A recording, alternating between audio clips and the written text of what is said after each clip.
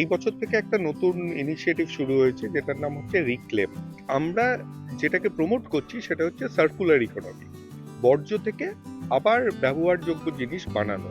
তার সাথে আমরা একটু সমাজের কাছে একটা ন্যারেটিভ নিয়ে যাওয়ার চেষ্টা করছি যে সমাজের উপকার করবে, তারও সংসার আছে, তারও সন্তানাদি হবে যাদেরকে দেখভাল করা তাদের দায়িত্ব। তো এই দুটো মিলিয়ে রিক্লেম তৈরি হচ্ছে, যাতে আমরা এই স্টার্ট আপে যারা যারা সার্কুলার ইকোনমিতে কাজ করবে তাদেরকে আমরা প্রমোট করব।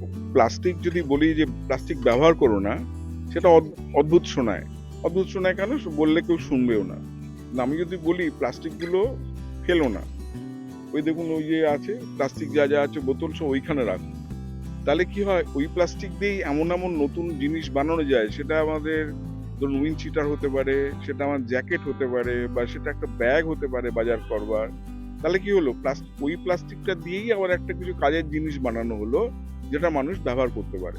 তাহলে কি হলো, সিস্টেমের মধ্যে আর নতুন প্লাস্টিক ঢুকবে না, ওটাই খালি রিউজ করা হবে আর কি। তাতে করে কি হয়, প্লাস্টিকের সিস্টেমের মধ্যে আর নতুন প্লাস্টিক ঢুকছে না। আমরা এইভাবে এই প্লাস্টিকটা যে রিইউজ, এই যে সার্কুলার ইকোনমি, সেইটাকে প্রমোট করছি।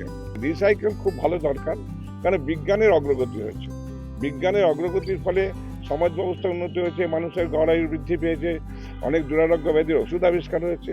তাই বিজ্ঞানের মধ্য দিয়ে যদি এই প্লাস্টিককে আমরা নতুন করে রিসাইক্লিং করে ব্যবহারযোগ্য করে তুলতে পারি, যেখানে সমাজের ক্ষতি হবে না, এর থেকে ভালো উদ্যোগ কোনো হতে পারে নাকি? ভালো কাজ। রিসাইকেল আমাদের যা রিক্লেম করছে, এদেরকে ভালো সাধুবাদ জানাই, খুব ভালো উদ্যোগ নিয়েছে। আগামী দিনে আরও বিভিন্ন সংস্থা এগিয়ে আসুক, যাতে কম্পিটিশন হোক এবং বিশেষ করে মানুষ সচেতন হোক। স্নেহাঙ্কুরের রিপোর্ট, এস নিউজ।